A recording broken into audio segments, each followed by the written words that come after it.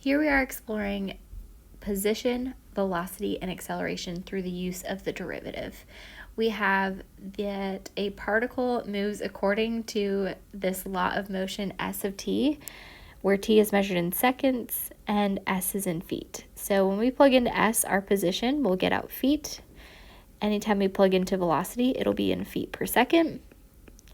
And if we plug into acceleration, it will be in feet per second squared. First part says to find the velocity at time t. To get from position to velocity, you always take the derivative. So derivative of t cubed is 3t squared.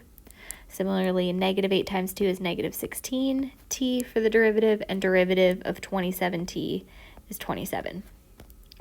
We're going to use that to find the velocity after 1 second, which means I'm going to replace all of these t's with 1's in parentheses. To figure out the velocity, we're going to not only know the speed, but also the direction when we plug into velocity. So we have 3 times 1 squared minus 16 times 1 plus 27 gives us 14. We plugged into velocity, so remember to use that feet per second. And since it's a positive 14, it must have been moving in a positive direction. That could have been up or north or right or east, or positive directions.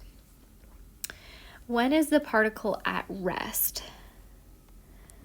At rest means that the velocity is 0. So we want it to not be moving at all.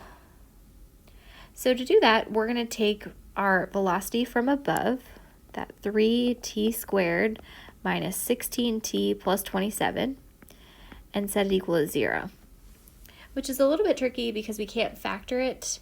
There's not a greatest common factor here, and it'd be tough to try to reverse FOIL this. So I'm just going to go right to looking at the discriminant. The discriminant will tell us how many times or how many t values will make this velocity 0. So the discriminant is b squared minus 4ac, which will tell us if using the quadratic formula is valuable or not. So in this case, we would have negative 16 squared minus 4 times 3 times 27. And so our discriminant would end up being negative 68. And we remember from algebra, if the discriminant is positive, there are 2 x-intercepts, or in this case, t-intercepts. There's 2 times. That would get out 0. If the discriminant is equal to 0, there's 1 time, 1 x-intercept. That would make the velocity 0. And when it's negative, there are no x-intercepts. Negative discriminant, no x-intercept, in this case, t-intercepts. So this particle is never at rest. It just keeps moving. So let's see what directions that it's moving in. So it says, when is the particle moving in the positive direction? So let's plug into v of t and see what's happening. We know on our sign chart, we would normally plug in or put on it the t value that makes the velocity 0. We don't have that here, so we can just start plugging in some t values. If we plug in the velocity at time 0, plugging into our velocity function, we would get a positive 27 out. We could plug in 1, we'd get a positive. All of these are going to be positive. So v of t is always positive from time 0 on. So we would write that in interval notation. From time 0 on is 0 included, because it does have a positive velocity at 0, all the way to infinity. So what is the total distance traveled in the first 6 seconds? The nice part of this is that it's moving in the same direction always. So to calculate that distance, we can just see how far it's moved. So it's not moving in one direction and then turning back and having to figure out that distance there. We're just literally going to plug in and see the position 6 seconds in. So I'm going into the original function above. I have 6 cubed minus 8 times 6 squared plus 27 times 6, it has moved 90, and we plugged into S, so that is just 90 feet for the distance that it's traveled. It's gone 90 feet in the positive direction. So to the right, if we're talking about moving left versus right. We're going to then find the acceleration after time, which means we're going to take the derivative of velocity. So looking back at my velocity function, 3t squared has a derivative of 6t. Derivative of negative 16t is negative 16, and the derivative of 27 is 0.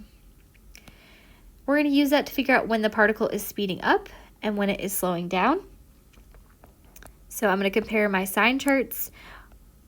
We're going to have it speed up whenever the signs match and slow down whenever the signs differ. So velocity is positive everywhere. Now I'm going to compare that to the signs of acceleration. So let's see what makes acceleration 0. So a of t, we're going to set that equal to 0. So 6t minus 16 equals 0. We're going to solve that linear function by first adding 16 over and then dividing by 6. So we're going to get 8/3 for our time, 8/3 seconds, or 2.6 repeating seconds. So we'll put that in here. 8/3 is our important number to go on this sign chart. We're going to test what's happening before and after. So if we plug in something before 8/3, we could plug in 1 and see what's happening there. 6 times 1 minus 16, plugging into the acceleration, we would get a negative acceleration. Same thing if we plugged in 0, might be easier to plug in negative acceleration to start. After 8/3, you can plug in anything you want to, so maybe we'll plug in 10 seconds. 6 times 10 is 60, minus 16 is positive. So we have this switch from negative to positive. When the signs match for velocity and acceleration, the particle must be speeding up. When they're opposite, the particle must be slowing down. So we're going to use that to write in here that they start out opposite signs. So starting at time 0, not negative infinity because we're talking about time. So starting at time 0, they have opposite signs. So it is slowing down from 0 to 8/3. And then after 8/3, they start to match in sign. They're both positive. As long as they match, it is speeding up from 8/3 on until it stops. Which according to this model, it is never at rest. So from 8/3 until the end of time, it will be speeding up.